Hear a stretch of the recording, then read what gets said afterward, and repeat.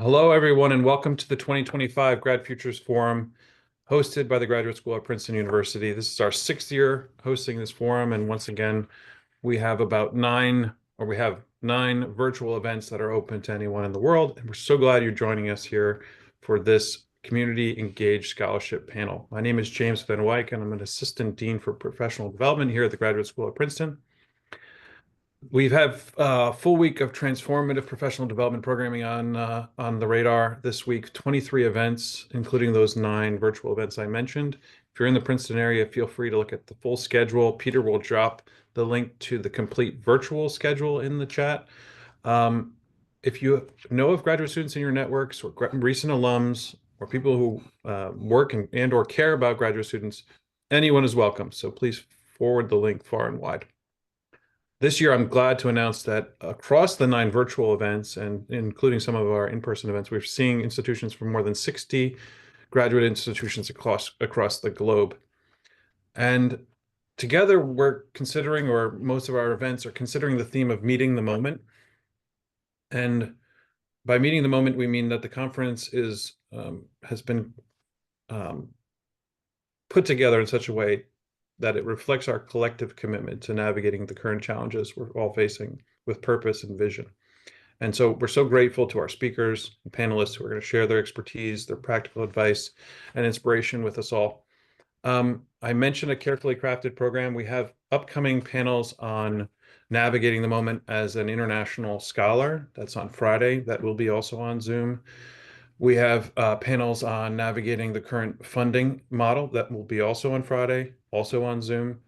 Tomorrow morning at 9:30 a.m., we have a panel on academic writing as if readers matter with Lenny Casuto. That has already attracted a wide audience. It's all the more important that academics start writing in ways that really address and connect to publics beyond the institution. This moment has proven that to be beyond a shadow of a doubt. And so while there may be questions for which none of us have the answer right now, we are dedicated to providing information and support with real-time relevance to your success in graduate school and beyond. We hope you find the conference enriching. So now it's my pleasure to very briefly introduce our panelists. I'm going to ask Peter to add links to the chat to their full bios where you can learn more about them. So very briefly, Tania Boster is the director for the program of Community Engaged Scholarship at Princeton University. So glad you're here, Tania. Vance Smith, professor in the Department of English at Princeton University, and also I'm sure he'll be telling us about some of his work in the city of Trenton. Skylar Gordon, Star 24, which here at Princeton means that Skylar is a grad alum, and he is a Ph.D. from the Department of History. Welcome, Skylar. He's also now project manager, Truth and Repair, the History of Structural Racism in New Jersey. Cliff Robinson is a public humanities specialist and a classicist by training, who is now at the great Princeton Public Library. And Heather Jahrling is a graduate student in history and also a museum interpreter at the Historical Society of Princeton. Welcome to you all, and thank you so much for joining us. Question 1. So we had a panel yesterday on the public humanities, and we didn't get into a definitional struggle, as academics often like to do, and debating what scholarship public humanities means. But for this panel, I want to pose to you, Tania, and others are welcome to chime in as well, of course. But first question, Tania, what is community engaged scholarship? I'm a big fan of beginning with disambiguation. So thank you for that. And thank you, James. And thank you, everyone, for being here.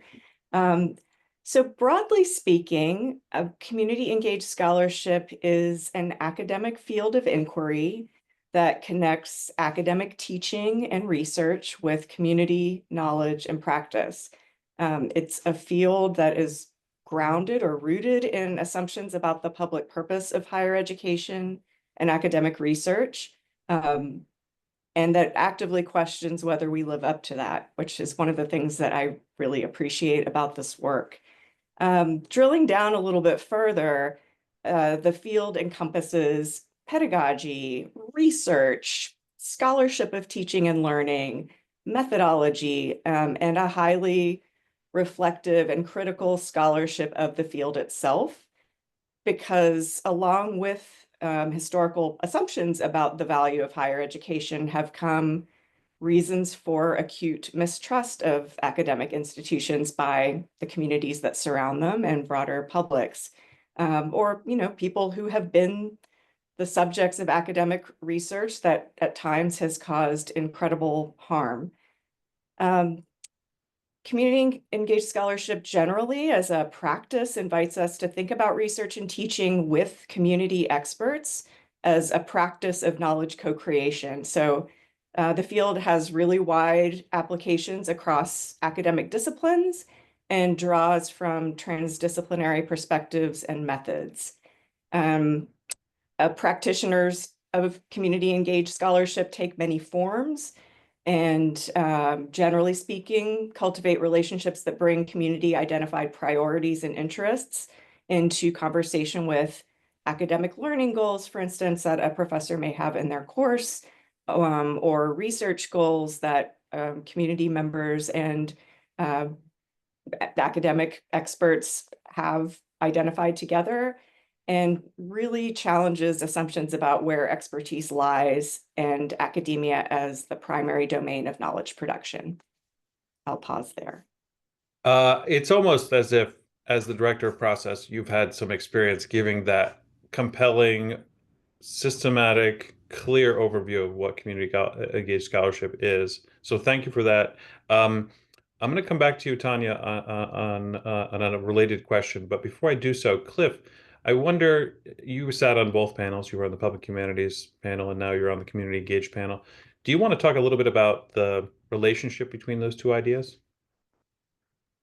Yeah, sure. I think I really appreciate what Tania said. Well, first I'll say thanks to everyone for being here. Thanks for your attention and your time. And thanks to GradFUTURES for the invitation to participate today. But yeah, I'll echo some of what Tania said because I think she put that very well, as you already indicated. Especially the phrase I liked, community identified priorities and interests. I think that's the really like key ingredient in some ways. Public humanities work can be understood as academic experts simply turning their attention to be public facing and to share out their expert knowledge to a public that's there as an audience to receive their expertise. But when you're making a distinction between community engaged or publicly engaged scholarship and public humanities work, it does involve some measure of collaboration. I would say ideally the priorities and goals are set out in partnership with community organizations and with an awareness also of how the different communities are going to receive that expertise, right? Like, even a small community like Princeton, there are going to be cleavages and separations between communities within the community. So Right. that kind of long collaborative work is the essential part, and that involves community experts. It also involves action taken not only by the academic expert, but by all partners involved in the project. So I think that's kind of what I point to as the key difference, that public humanities can be broader. It can be something as simple as, putting your publications in a format where they can be accessed. But publicly engaged scholarship goes a bit further to actually work with communities and to even receive from those communities. So I'll leave it there for now. Directionality almost, if you want to just put it in a nutshell, public humanities is our word. Community engaged scholarship is reciprocal. Is that fair? I think that's fair to say. Yeah. So we had a great session yesterday on the public humanities. And one of the questions I asked that really led to some productive conversations was your story. So how did each of you come to this work? And can you share a bit about your personal connections to community engaged scholarship and why it matters to you? And Heather, maybe I'll start with you, and then Vance and Skylar, and then we'll go back to Cliff and Tania. Excellent. And again, thank you so much for hosting this, and I'm happy to be here. So as mentioned earlier, my name is Heather Jahrling, and I am a fourth year in the history department here. So I am a graduate student, and at the same time, I'm working with the Historical Society of Princeton. And basically how this all got started is when I committed to Princeton as a senior at Colby College, during my undergraduate work, I was not able to come to the area. It was COVID, so I had never even stepped foot in New Jersey before I said, okay, I'm coming here now for 6 years. I hope it's okay, right? And when I showed up, I was all excited, and I threw myself into a lot of work that was on the campus, right? But I still did not feel necessarily a part of the community, because at the end of the day, the university and the town are two separate things. And so I have always viewed historical societies as the backbone, really, of any community. And when I was at Colby, I actually did a lot of volunteer work at the Waterville Historical Society. And through that work, I formed all of these different intergenerational friendships. I learned about this revitalization process in town that resulted in a lot of tensions between the campus and the community, right? It was contextualizing a lot of what I had been seeing during my time there.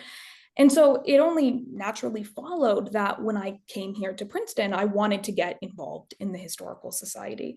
I started off doing that in the role of a visitor services associate, basically just greeting people, informing them and whatnot. And that has since elevated now to museum interpreter. But basically what has been pushing me and what really motivated me from the start is, how can I come to a place and study history without knowing the history of that place, And so I think the whole reason why this matters to me, and I've always been very adamant about this, is I personally think that all history must be made public. All history must be public history. Working at the Historical Society for me on the weekends after spending, a week on campus doing, precepting and doing my other academic work, I think in many ways it really grounds me. I think it elevates not only my work through the conversations that I'm having, but I think that it also just makes me feel so much more connected to this place that I'm living in, right? I think it's very easy for people to, as a graduate student, to come here and say, I'm going to do all my classes, and then after 2 years, maybe I'll move to New York, maybe I'll move to Philly, or maybe I'll stay here, whatever it may be. But I think it's really important to invest in your communities more so now than ever. I mean, a lot of what I get out of this work as well is this overwhelming sense of hope. I think right now we need to lean into the local, and I think this type of work really allows for us to do that. Yeah, in our prep call, you and I discussed. I think one of the phrases you had is, maybe I'm misremembering, but it was a paraphrase of the old, saying all politics is local, and maybe all community engaged scholarship is local, right? Or the philosophy should be to start with the areas immediately around, rather than seek wide audiences across, a globe or something. Yeah, most Maybe that's overstating it, but Vance, do you want to share your journey, which is an exceptional one? I'll keep it short if I can. First of all, thank you for everyone on the panel for your participation, and for everyone who's out there. I'll begin with the same gesture that Tania did, which is of disambiguation. I want to say up front that I'm not trained in community engaged scholarship. It wasn't my academic specialty. As it happens, I'm a medievalist and an Africanist, which is sort of the long circuitous route by which I came to be involved in community engaged scholarship. I grew up in Africa, but my parents insisted that we live like the people around us, keeping it local, so to speak. So I was much more familiar with the community I lived in than with aid organizations and NGOs, the people that sort of came in to help communities like that, which I think sort of primed me for what I do in Trenton, and in fact why I live in Trenton. I moved there 8 years ago. It seemed like a very interesting city, but I could have moved there several decades ago, except for a sort of cultural epistemic barrier that always seems to get thrown up by people who are outside of Trenton. It's a classic over-extracted city, which is reputed to have trouble with crime, reputed to be dangerous, to where people live in precarity. which is not entirely true. It's no more true of Trenton than it is of any city, really. So I finally made the move there, and we live in the center of the city in an area that, let me say, is not like Nassau Street in Princeton, which is one thing I like about it. It's very diverse. It's interesting. There are people from all socioeconomic, racial backgrounds there, and I enjoy that. But I noticed fairly quickly that the barrier also works the other way around, that people in Trenton, I noticed when they found out that I teach at Princeton, which I don't go around telling people unless I can help it, would say more or less the same thing. Princeton isn't for us. In many ways, that's true. Many people of color that I talk to feel surveilled when they come to Princeton. But there are other barriers as well.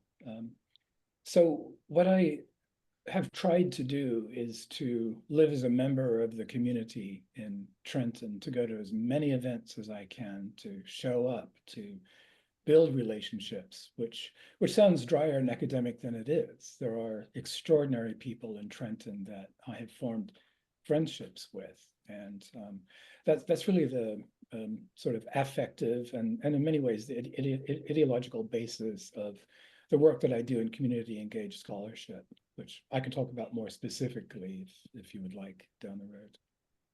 Yeah, so it sounds like your journey occurred, is it safe to say, midway through your academic career, or is it something that happened gradually and then the move to Trenton maybe accelerated your move into that space?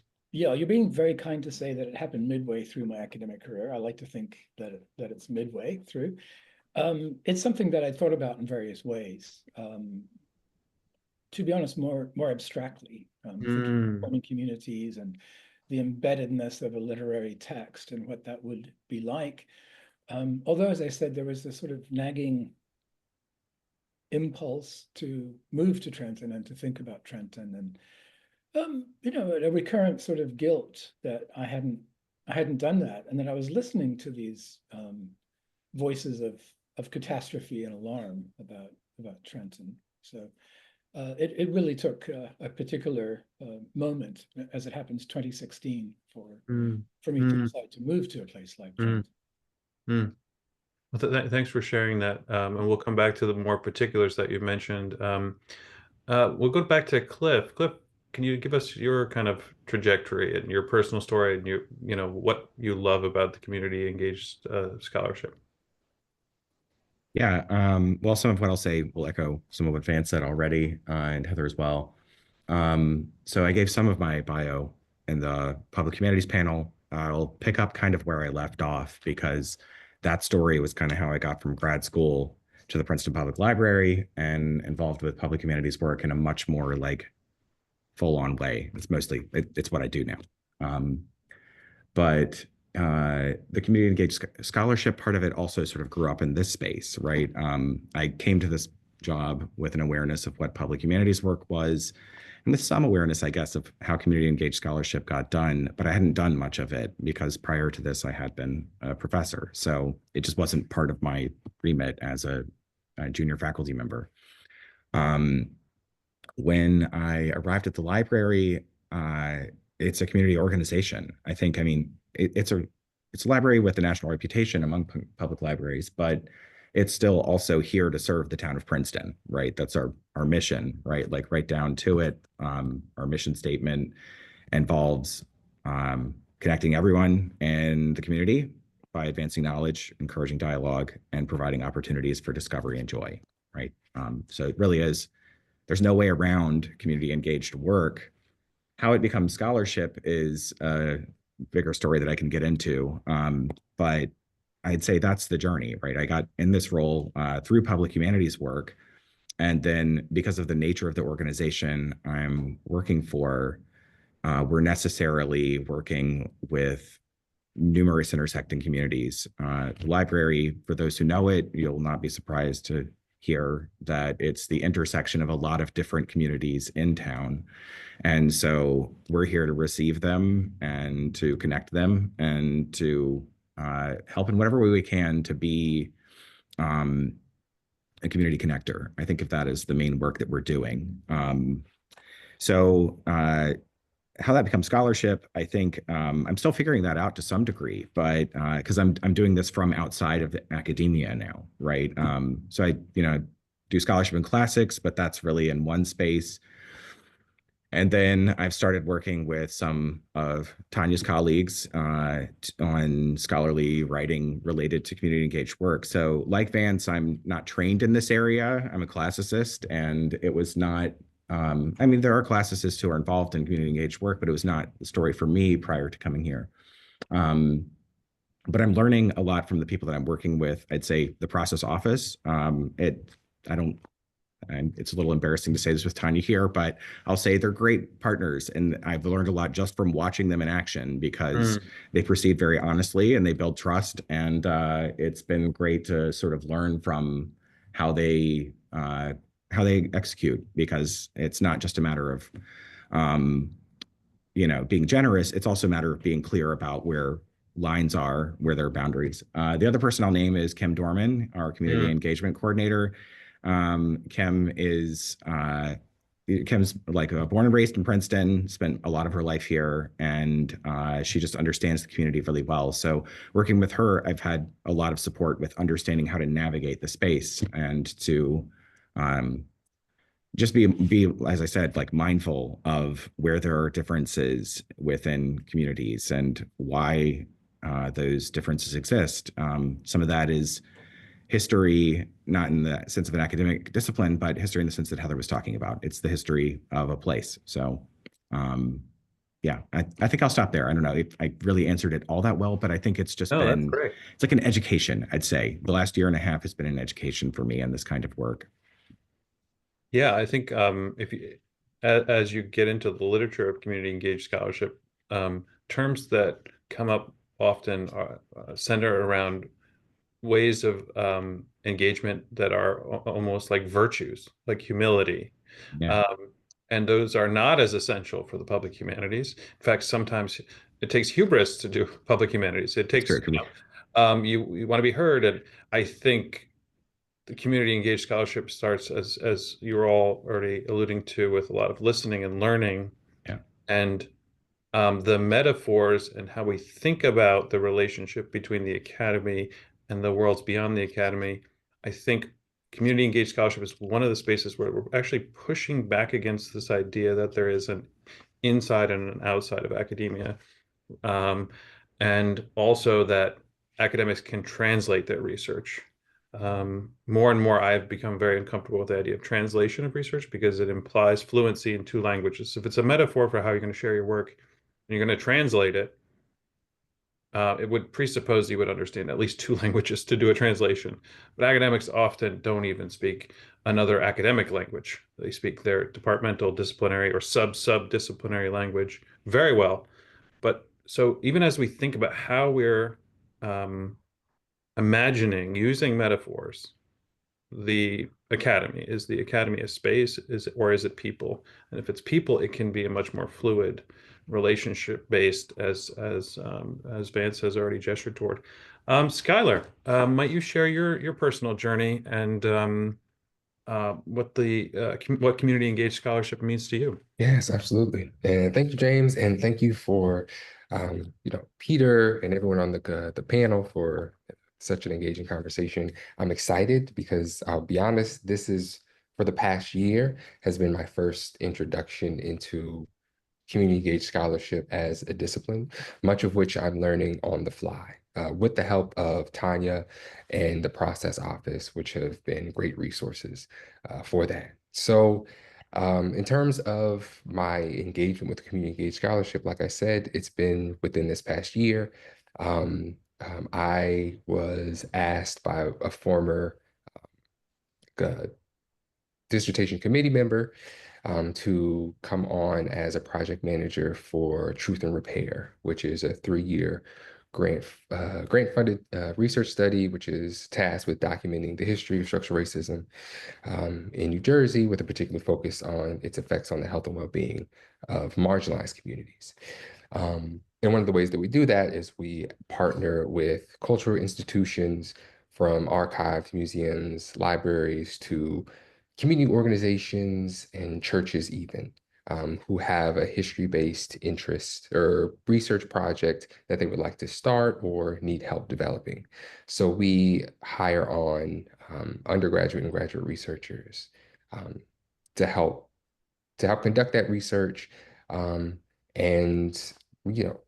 support these often understaffed and under-resourced institutions, which are tasked with producing and preserving much of these records that we rely on to understand the effects of structural racism. So I'll say I've always had some interest in connecting my passion with history to some sort of societal change, really beginning in undergraduate studies. And when I came to Princeton, I originally thought that I wanted to enter the professorate, but a couple of years in, I realized that wasn't what I actually wanted to do. So I started to return to some of these questions about how can I translate. I appreciate that metaphor, James. Translate my interests, my expertise into a career field or some other passion, that would both afford me financially, but also meet some of those interests in changing society or local communities, through historical investigation. So yeah, so I'm really learning what it means to engage communities rather than, as Vance and other people have said on the call, there's a tendency to or Cliff, I'm sorry, that there is a public upon which your expertise can be delivered. But going through this work, there is a multi-directional learning process, as I approach community members who have these ideas of history that may complement or conflict with the training that I developed during Princeton, through my training. But to understand that their historical practices have some value, that there is an internal logic to how they go about conducting the research or understanding historical narratives or interpreting certain historical events, that we as researchers and we as community members need to understand, understand humility, with humility, and with openness about understanding the internal logics of how communities understand themselves, and then ask them what skill set, or what expertise that we have can better contribute or help you in whatever efforts you would like to do. So that's really my understanding of community engaged scholarship, and I can only imagine over the next couple of years it's going to continually develop. That's wonderful. I wonder if I might ask you a quick follow-up before I go to Tania for her story. Can you give us maybe your favorite example of one of the projects the Truth and Repair team is helping to support? Because I know you've got so many, but I want to just hear maybe one of your favorite. Mm-hmm. Is that fair to put you on the Oh, spot? no. That's fair to put me on the spot. One of my favorite. I'll say one that we've been really trying to invest in is hiring on students to help digitize a collection of oral histories that were conducted in the late 70s, early 80s, of African Americans who traveled to and settled in New Jersey during the Great Migration. And students have been very enthusiastic about helping the digitization process. That includes listening to the recordings, checking them against transcripts, creating abstracts, all in the effort of making these materials public, openly available to any researcher in the state or internationally, in the effort to build out a broader and deeper understanding of New Jersey's history, and also allow students the opportunity to be citizen historians, that you are learning, that you are getting close to people's stories. You were understanding them in order not only to contextualize an historical event, but also to understand what it means as an individual to move or to travel, to settle, to experience discrimination or to experience successes, in the hopes that this type of work, as Heather mentioned, especially in these times, Mm. make people more sympathetic to shared humanity through historical research. Yeah, that's really inspiring, to be honest with you. I mean, when I was a PhD student, I did not have any of those mentalities. And I think like the earlier on we can understand how much better our scholarship can be if we have a diverse range of interlocutors, not at the end, but as we're seeking to ask our research question, as we're seeking to answer them, and as we're kind of producing what it will amount to some contribution to a specific discipline. But even just having a diverse range of interlocutors from the jump seems to me one of the most important things that graduate students can do in this moment, rather than just writing to and in conversation with a merely academic audience. That's really helpful. And the other thing that I think is emerging as a theme, maybe it's unspoken, but a little bit of to complement the idea of intercultural or just humility, period, is the idea that this is, and a couple of you have said it explicitly, this is an area of study already, with journals, with associations, with publications, with scholars thinking about this seriously. And so one of the things we mentioned in the public humanities panels, John Paul Christie, who's just joined as the executive director of the Humanities Initiative, said, the number one thing we want to avoid is to have humanists reinvent the wheel when there is all of these, best practices, resources, and models for doing this work. And I think we're so fortunate to have Tania on this panel, because Tania is of this world. So maybe Tania, we'll go to you with this question one last time before we pivot to some more tactical things, talking about resources and also answering questions from the chat. So folks, please use the Q&A function. We're sorry that the chat appears to only let us chat with you and not you chat with us, but use the Q&A function however you like to add comments, questions, resources. And then we'll share them out with everyone in the chat that we can share out with you. So Tania, your story and your connection to community engaged scholarship, what does it look like? Yeah, so I share in common, I think, with everyone here that I had no formal training in community engaged scholarship, did not really know what it is or was. I've been working in the field long enough now to have some sense of an evolution in the field. But so I went through a very traditional PhD program in history. I studied early modern European and Atlantic history. My dissertation was an intellectual biography. I finished in 2008, and that was a rough time economically. But I think even before I finished my doctorate, I knew that I probably was not going to pursue a tenure track position. But I will say that that was not an easy decision. The way that I found my way to community engaged scholarship involved a lot of, really figuring out how I was going to redefine myself after investing so much intellectually, financially, in terms of identity and how wrapped up one's identity can become in their academic research, the social networks, all of the things that come with becoming an expert in a field. So, the transition period from finishing my PhD to coming into community engaged scholarship involved working in the nonprofit sector and, ranging from small nonprofit organizations to large philanthropic foundations, and being able to really understand how portable the skills, especially the research skills, but also the relational skills that I had developed as a PhD, but now translating them into these other contexts. And then it was really on the other side of that, my first job in the field of community engagement in higher education came up at what I didn't even realize that was a thing that one could do.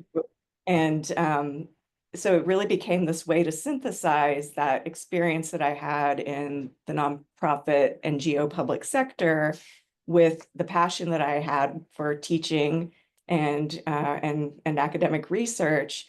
And I've always what I think drew me to the discipline of history, even as a very young person before I knew that there was such a thing as a discipline of history, was an interest in how the formation of public memory is reflected in the historical record and then the contemporary implications of that. And I think now that I'm a little over a decade into being a community engaged scholar practitioner, I'm just now starting to appreciate the connection between, my early career as an early modernist and this methodological shift that I've been taking in more recent years, and the resulting historical questions that come from that shift, and a broader conception of what constitutes a text beyond the archive, beyond the primary source document, where community engaged research really challenged me to factor in historical questions through a practice of community-driven history, where I'm more of a facilitator of processes of community experts determining how they want to tell their story and thinking about how I can help to connect and facilitate that process. And at a time when historical inquiry as a practice is under active attack, I think that this is highly consequential, and then just it's been personally fulfilling to really realize that these humanistic efforts of historical research and knowledge production have real meaning in the world. Yeah, absolutely. I think we had a science communication panel. So scientists are obviously in the same boat as humanists, and we're all in the business right now of convincing people of the importance of very important things that we held to be important and were once held to be important by the government and other organizations, but now are under attack, as you say.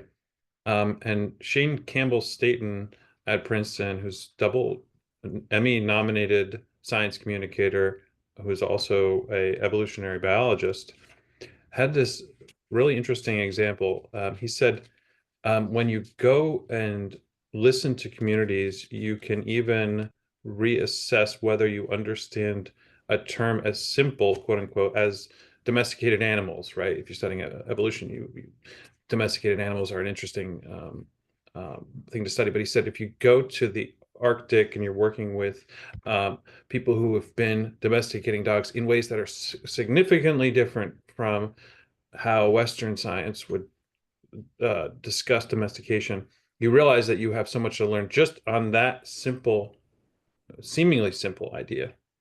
And then he had another example where he said, understanding certain things about crops, talking to a seventh generation farmer who is descended from enslaved people, the understanding of the relationship to the land and the cultivation of the land is 7 generations deep. It is also informed by traumas and injustices, and also connections that if you're from Princeton, New Jersey, and you've grew up here and you've only been in the academy, you've never seen a farm, right?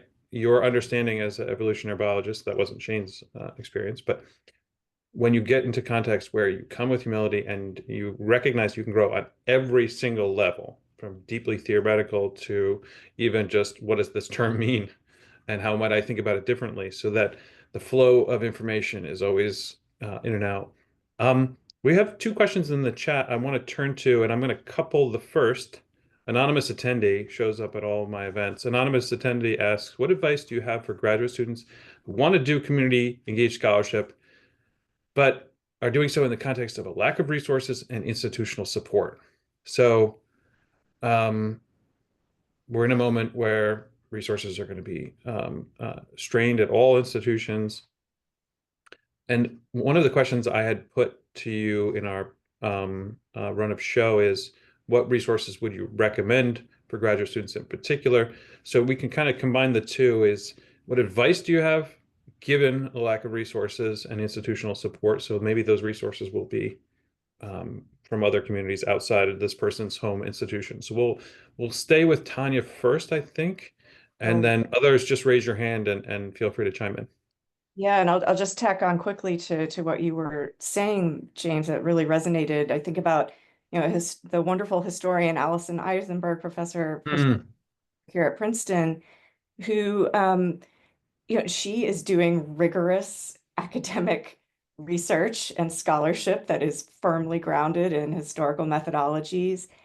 And the fact that the ways in which she is a community engaged scholar lead her to ask questions and gain understanding about differences between perceptions or depictions of a riot in the way that they may appear in newspapers in the 1960s, or an uprising when you actually talk to people and hear their lived memory and experience of these historical moments. So anyway, but then to shift to the question, yeah, I mean, if you're in an institution that does not have a program for community engaged scholarship or a community engagement center or office, there are, I mean, even if you are, there are professional networks that offer support of various kinds. So the Engagement Scholarship Consortium, Imagining America, which is more for intellectuals and artists and designers in public life, the International Association for Research and Service Learning and Community Engagement, Campus Compact. Well, that is really a heck of an acronym, IJRSLCE. I will, while others are. You sent me one of the articles, and I just noticed that it is a 7-letter acronym. That beats anything we have at Princeton, that's for sure. I'll drop some of these in the chat. Yeah. So, process at Princeton, we do aim to be a resource for public Yes. and academic scholars beyond Princeton. So please feel welcome to reach out to me directly for some ideas. That's wonderful. Thanks for making that offer. And I can tell everyone, having known Tania for as long as I've known her, which is what now, a couple of years? I'm trying to think, yeah, 2 or 2.5 years, something like that. This is a well-meant offer, people. Take her up on it. Vance, you've got your hand raised. Oh, thanks. Yeah, I just want to follow up on that question and some of the things Tania said. In a sense, communities like Trenton, which is the one I know best, have always been starved of resources, or over extracted, a bit more accurately.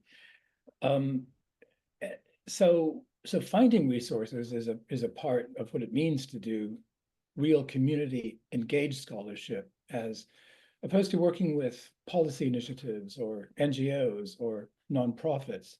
The larger they are, the more resources they have. But that also means that it almost of necessity forces thinking from above, thinking about policies that would be good for, that would help, interventions, rather than focusing on community originated knowledge. Part of which involves critiquing institutions like that and how effective they are, and whether or not they're duplicating work that others are doing or that has been done before. And one of the recurring issues that I found in Trenton is that nonprofits do that. And in fact, they interfere with each other's initiatives. Larger nonprofits tend to attract most of the resources and grants, and they cast a grant rain shadow on the smaller nonprofits, which might be more embedded and initiated in communities.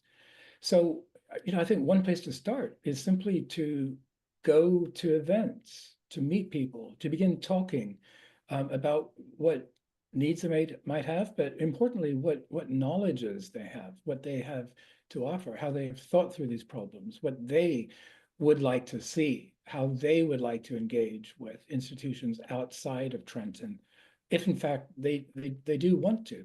This gets back to the word you use, James, which I use all the time in my class: humility, practicing listening, a care, a respect for the knowledges and experiences of people in the community.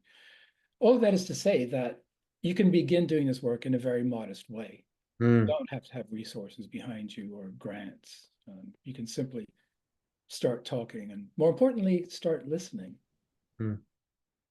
Well said. Heather, and then Cliff, please. Yeah, I mean, I just wanted to throw out there that I have been involved in this type of work long before I even knew the term community engaged scholarship, before I became more involved with GradFUTURES. And the reason why I feel like, you know, there's this trajectory that many of you have outlined, where it's traditional graduate studies and then moving into this sphere. Whereas I feel like mine has been far more integrated, where I'm learning these traditional skills at the same time that I am learning this more community engaged scholarship. And the reason why, and I can completely attribute this to Allison Eisenberg. And I think, you know, I know Skylar didn't directly say this, but that committee member, I believe it was also Allison Eisenberg in that case as well. She is my advisor. And so I have seen, and you know, in oral history, the term that's often used is this sense of shared authority, right? Like going into a space where you are certainly not the sole expert or authority. And I have been in these spaces with Allison. I'm specifically thinking of the Trenton Oral History Project, where I have seen her say, what do you need? How can I help? How can I mobilize my resources, my institutional ties, my network to help you? And seeing that has been so inspiring to me that I would say, and again, because I have not been affiliated with fellowships to do this type of work or grants or whatnot, but the main resource that I have had is my professors. I look at who are the professors who are doing this type of work and who do I want to emulate? And they're really across the board. I mean, yes, Allison Eisenberg in history. You also have someone like Margot Canaday in history doing oral histories for her most recent book, Queer Career.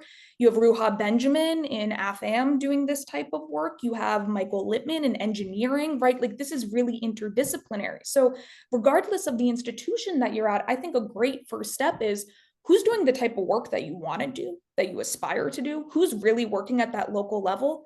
And then go to their office hours, go talk to them. And then they're going to put you in conversation with either working groups like Truth and Repair, as Skylar was saying, or the Oral History Project, whatever it may be. And that doesn't require any fellowship grant, none of that formal stuff. So I think that's a great way to get in the door. Really helpful, really helpful. Thanks for sharing that. Cliff, you're up. Yeah, all of that's great, thanks. And some of what I'm saying will just build upon what others have said, so not to repeat.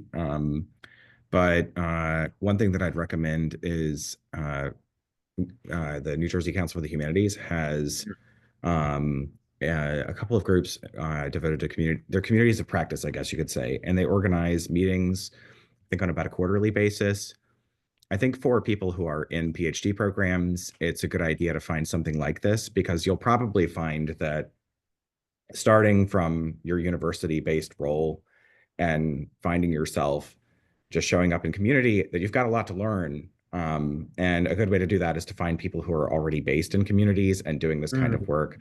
Some of these community experts that Tania and Vance were talking about earlier, if you can connect with people like that, they often have like a huge backlog of projects that they'd love to get done, and they don't necessarily have help. And there might be some way you can contribute, but it really depends on what Vance said already, that one has to listen and understand, and also only commit to what you can really do. That would be a tip worth making.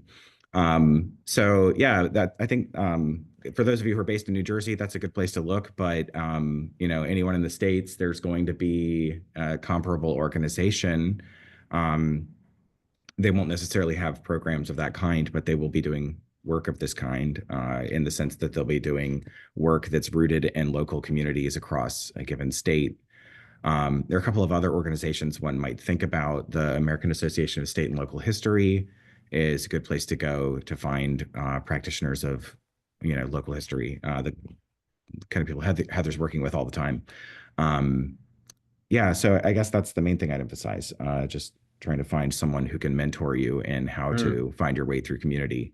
That was huge for me, largely by accident, but yeah, I'm learning as I go from people who know a lot more than I do. Yeah, and I like that idea of not committing to more than you can do, and it also and anyone feel free to jump on this, but it also comes across in the literature on community engaged scholarship that there are histories of attempts to do community engaged scholarship from institutions that have gone horribly awry. And so oftentimes, if you go into a community without a knowledge of your own institution's attempts to do things, or even just the university writ large, whether it's your own or another, you can't account for those engagements all the time. But just knowing that you may not be the first one to show up, and if you do show up and you are only going to dip your toe in and then run away, that will have an impact on people who follow you. So then you are contributing to this ongoing kind of separation that Vance so describes so well. We have another question, and it's a forward-looking question from Yassine Ali, familiar to many of us on the panel, who organizes the French Film Festival here in town, and it does so in conjunction with local schools, and does, I would say, does his work in a way that is thoughtful and I think just really remarkable. So check out the Princeton Film Festival when you have a moment. Yassine writes, "Thank you all for sharing your stories and experience with us. This is so enriching. As leaders and pioneers of community engaged scholarship in Princeton, Trenton, and the other cities you are working in, I was wondering whether you could tell us how you see the future of community engaged scholarship and the public humanities in Princeton and beyond." So very interesting. And I mean, Yassine, for those of us who know him, is a builder and relationship kind of person. And so I love this question because it's kind of like imagining a future. And if you imagine it, and maybe let's just open this up to the panel, raise your hand and unmute, or just unmute. What's the future? What's the future of community engaged scholarship in places like Princeton and beyond? Big question. Vance, think you were first, or Skylar? I didn't say either one. Vance can go ahead. Thanks. Yeah, this is sort of a variation on what I think I just said, which is, well, of course, right now we're in a period of great uncertainty. I'm on the board of two arts nonprofits in Trenton, and part of my job has been to think of ways forward in the absence of grants, and even a shuttering strategy if it comes to that. But I think in many ways the future, and not necessarily the most spectacular future, and to this extent, community engaged scholarship is sort of antithetical to public humanities, is exactly on those small scale interpersonal relationship community building, that kind of work. It's not resource intensive necessarily. It doesn't have to be. And precisely because of that, I think it can be more effective because you're much less likely to come in with thinking from above with policies. As James said, those large initiatives have often gone disastrously wrong because they have their own momentum. I think, at least from the perspective of community engaged scholarship, that sort of small scale, real, sustainable community building is essential, and in fact, maybe the most transformative. Wonderful. Thanks for that. Skylar, you had your hand up? Yes. Oh, and thank you for that, Vance. I fully agree that through through my experiences, it has been the local quotidian, like, trust building community, like attending community events, convincing these community members that you're somebody to trust. I think that's a that was something that I had to learn through this process. In that, I think there is a desire on the part of many graduate students, at least that I know in Princeton History Department, but also across other departments of, I wouldn't say a dissatisfaction, but with the current curriculum, but an increasing desire to think beyond um, Princeton specifically, but also just universities in general, in what kind of expertise do I have? I mean, fears of a lack of job opportunities in the professorate does drive a lot of that impulse. But I think there's that complementary impulse of wanting to have some sort of impact with your work. And for some people, that is their work specifically, the topics that they investigate, the methodologies that they develop independently. But I think for some other people, the skill set that you learn through community engagement, building trust, developing humility as a skill set of the intellectual, academic-based research. I think there's an impulse among maybe a younger generation or just a generation of scholars who are interested in doing this work. So I say I'm optimistic about it continuing to be institutionalized. But even if it's not institutionalized, I think students will continue to seek out opportunities like Heather has done at, historical societies or other institutions that will allow them to do so. Yeah, I think that's really well said. I think also it needs to be ongoing, sustainable, probably increasingly interdisciplinary, rather than, the English department is going to do some. No, I think the silos are going to come down, and should come down very quickly when you recognize that you're working on a collective problem. Let's say, like, vaccine skepticism, right? That's not something that any one department can take up as a problem. Heather, and then Cliff. Yeah, I completely agree with that. I mean, in a very concrete sense, where I see the future, one, just as James was saying, more interdisciplinary work. Two, and I mean, I think that we are now on the fourth generation of oral historians. And so I see this future, and I mean, we've already seen a massive increase in oral histories, and I think that will continue to be the trend. I mean, and a lot of this just comes down to the technology and accessibility of this, but also, again, this generation of people who are picking up this work right now grew up around this technology. That's going to change things. I think one thing, though, that I think the future absolutely needs to hold is a destigmatization of this work, particularly in the academy setting. And the reason why I say that is because when I entered my program, I did not think that this type of work was going to be in the minority. And that was disheartening to me until I found those people who are really working for this.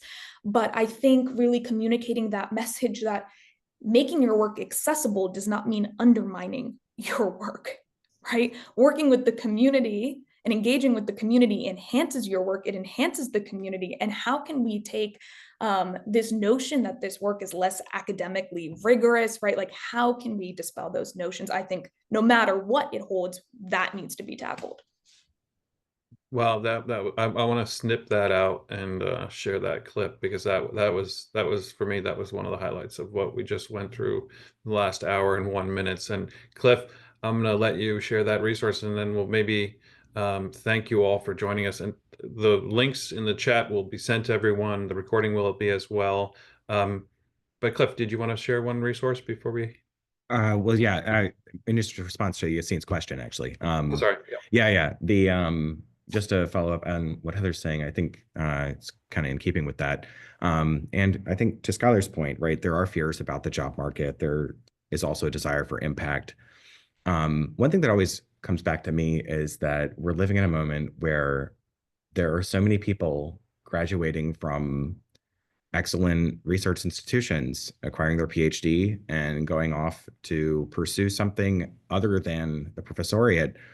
And I can't predict the future, but my hopeful vision of the future is that these people will find themselves in community with others and find ways to build communities that support the kind of scholarship that they want to do, whether that's in the university or not, or some version of passing back and forth from the university to the community. So I don't know. I can't predict the future. Obviously, right now is a really, really unpredictable moment, but I think we should be hopeful for this area and try to build it together. I think that's a great note to end on, Cliff. Thank you for that, and thanks to each and every one of you for your time. Thanks for everyone who's hung with us the entire webinar. We had around 30 of you who stayed the whole entire hour. We peaked at, I think, 50 or so attendees. We have registrants, as I said, from all across the United States, and I think it's incumbent on us to also find people who are interested in this enough to add it to the things we all already have to do. So if you raise your hand, join this panel, and you want to connect with Tania, this is part of the way you can accelerate your growth in these areas, is to not try to do it all alone, but to find the communities, find the people, and more importantly, and find the models and the resources. And if you do that in community, you'll get where you want to go more quickly, and it'll also be much more enjoyable. So on that note, I'm going to thank you all for your time, and I hope you all have a great rest of your day. But before I go, I'm just going to highlight a few, again, events at the forum. Coming up tomorrow, we have Academic Writing as If Readers Matter with Lenny Casuto. Very relevant to this panel. It's a great witty book from Princeton University Press, just came out. And he has these ideas about writing to adjacent disciplines and then to public audiences and how to do that. And he has examples of what not to do and examples of what to do. We're going to do a workshop. It's going to be an 1.5-hour workshop. So join us tomorrow if you can. We also, again, have sessions on international graduate students. This didn't come up as a topic, but they are obviously experiencing this moment even more deeply than others. So if you or somebody in your network is an international graduate student looking for support, check out Sonali Majumdar's panel. She's has a University of California book on the international scholar, or thriving as an international scholar, and she's going to be talking about strategies for navigating this moment as an international scholar. Those and many other events are all on the website. They're free and open to all. So again, please forward to folks who might not have access to those resources in their networks. Thank you all, and have a great rest of your day. Thank you. I wish I had had a GradFUTURES as a graduate student. I just want to say that. Thanks, everyone. Thank you. Thank you, everyone.